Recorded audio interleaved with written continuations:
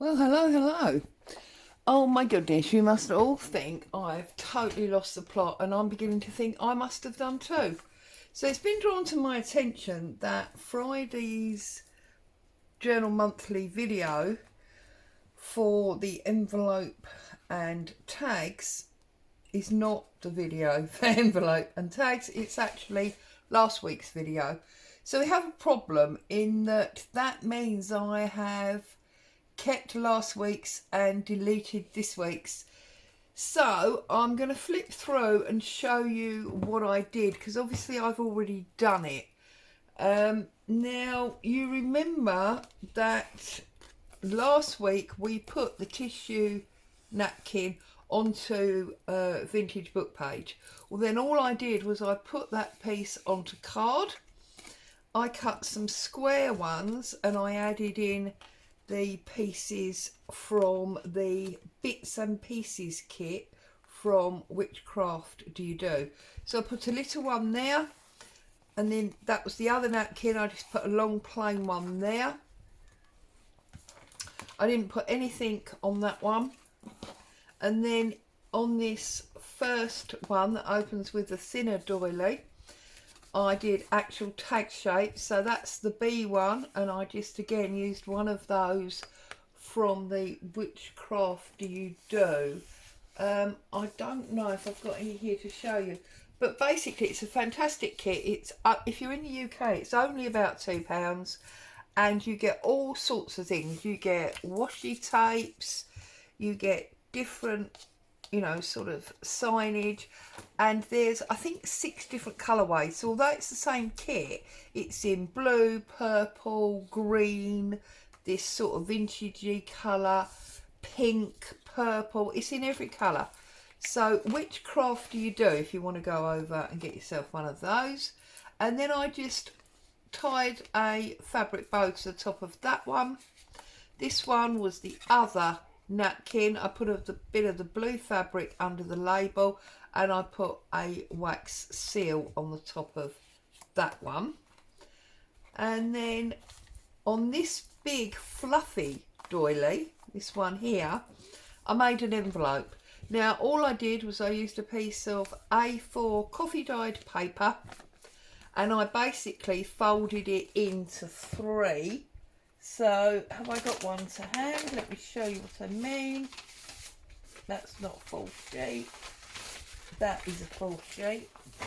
So basically what I did was I just went, let's fold it into 3 and make the simplest envelope ever. So I fold it into 3 like so. Okay. This is smaller because I then folded in the sides. Okay. Opened it up. And if you cut away, let me find a pair of scissors. I'm sure you've done this, seen it done a million times, and now I can't find a pair of scissors. How ridiculous. I've only got like 50 pairs on my table. And they're all seem to be fabric. Here we go. Right, so then all I did was I cut a triangle up to the fold, and then a straight line. Well, that's a joke, isn't it? I don't do straight lines. All the way up like that. Okay, exactly the same on the other side. And up there.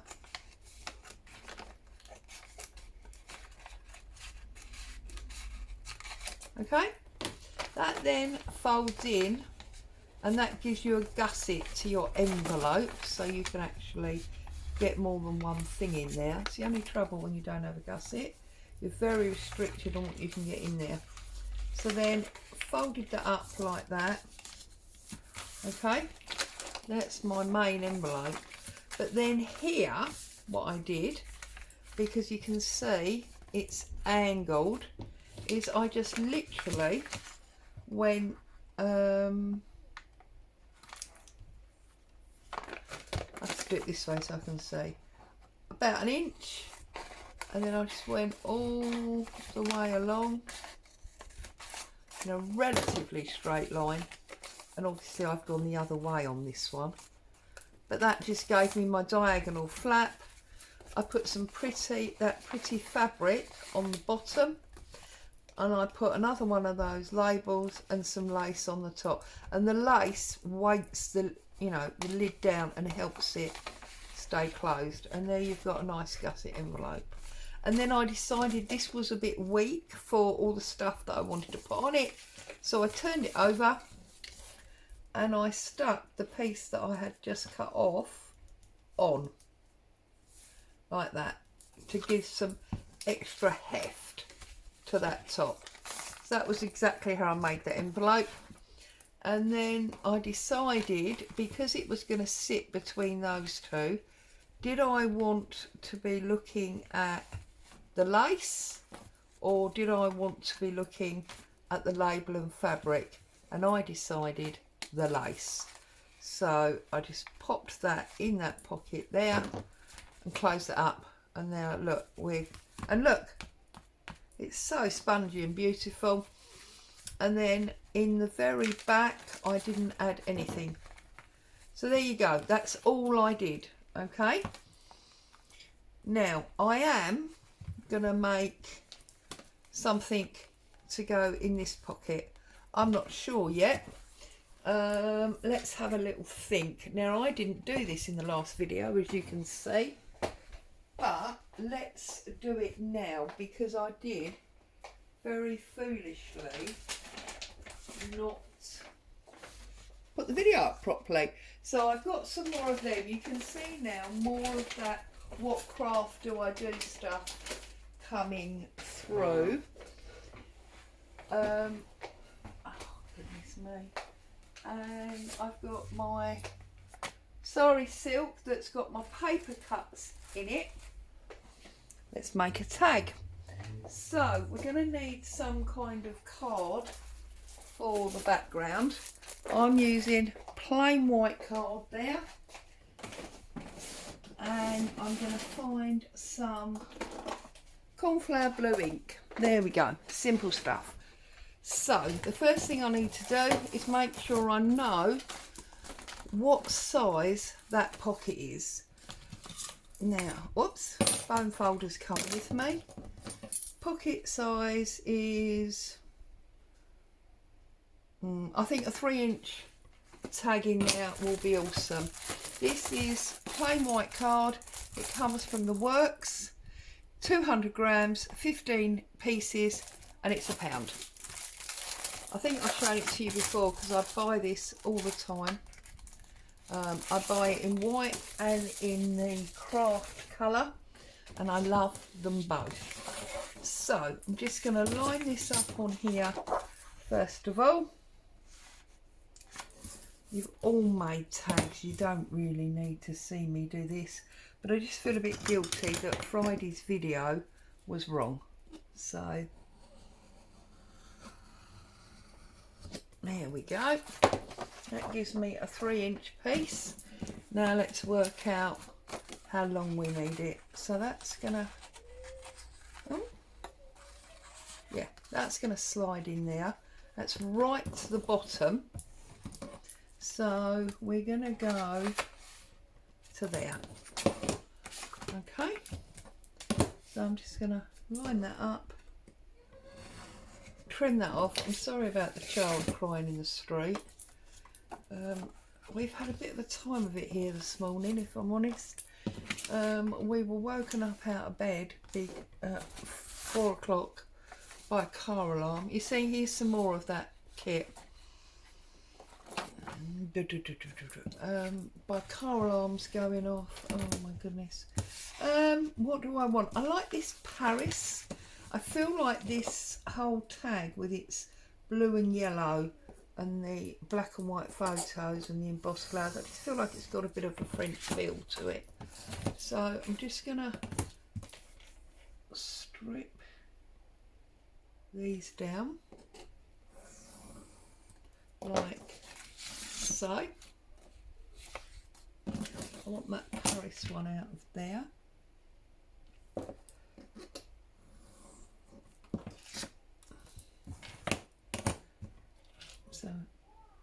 going to have that like so. Where's my card gone? Here's my card. I'm going to have this. We're going to have a nice sari silk bow. I'm going to put a little bit of vintage paper. Oh, dictionary, that'll do. A little bit of dictionary is going to go on there. So I'm going to find my tear ruler. Just basic tag making, really. Oh, provincial. A lot of France is very provincial, so that feels right as well. There we go. Let's get just the extra white off the top. I'm going to go in a little bit, like so. And as the other ones all had fabric and napkin and so on, I thought this would be nice as just more paper. Okay, so the first thing I want to do is pull out a messy mat. And let's get a blue brush and some blue ink. Now I know I've not inked anything else, but this has got ink around it, so I'm just going to ink around the edge. Can you even see? Am I off camera?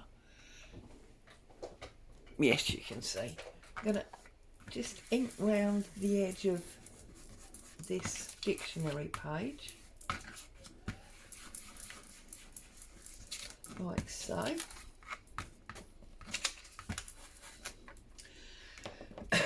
Excuse me. And then this one, I want to, I can't, that's not working for me. Let's try this. That's better.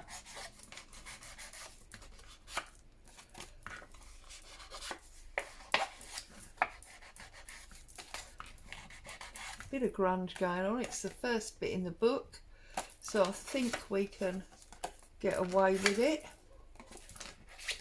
There we go. So I've got that grunged up around the edge. I'm going to stick my newsprint, oh, well, it's not newsprint, is it? It's dictionary page.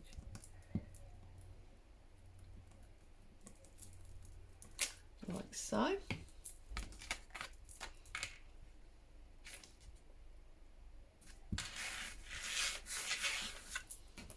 Now this one, I want to go across there like that, but I need, ah yes, that's what I was going to do, just remembered. So, oh, the joy of the soft glue stick. So, put that down like that. And then if I go into my envelope, we have got the last of our embossed die cuts. So I'm going to go 1, 2, just like that. And I'll keep this third one just in case, because we have still got next week to do. So next week will be the last week of these, because then it will be, I believe, Friday the 1st of September. So we'll be starting a new one. And I have got something awesome lined up for September. It's going to be horizontal rather than vertical. So landscape rather than portrait. And it is going to be designed, the front cover is going to be designed to look like an old letter caddy. I don't know if you had them growing up, but my mum and dad had a little wooden sort of, I don't know, box with sections in it, and all the posts used to go into it to be dealt with later, I presume. You know, bills to be, I was a child, I don't really, you know, but I presume it was bills to be paid, you know, at a later date or whatever. So yeah, and I was just thinking about it the other day, and I thought, oh, do you know what, that would make an awesome stuffed cover for a journal. I do apologise. Now we're going to have a nice floppy bow on this, so I don't know where my fabric scissors have gone. I have to just do a snip there and a tear. I'll put that away. I told you before, this comes from Black Cat on Etsy. If you are looking for sari silk, it's a bit wide, so I'm going to give it a tear down the middle like that. I'm going to pop a hole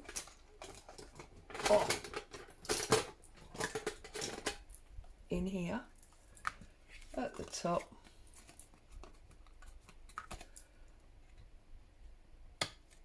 like so. Poke this through. I'm not actually putting a grommet on this one. I'm just going straight to the sari silk.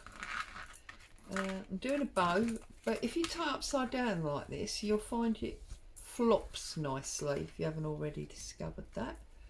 So 1, 2, she says. Oh dear, how can you not tie a bow, Claire? Come on. Right. Pull that, pull that, pull that, and then put it nice and tight. And then when you turn it round, you've got one floppy, a bow across the middle, and one upright. Then we'll just tear that off and tear this off a little bit. Well, cut that one off. There we go. We've got a nice little tag to go in that pocket there, like that. There you go. So it's all of my pockets filled, because I counted the doilies as pockets. And I do apologise for being a total lunatic who didn't show you the correct video for this week. Apologies, I'll see you very soon.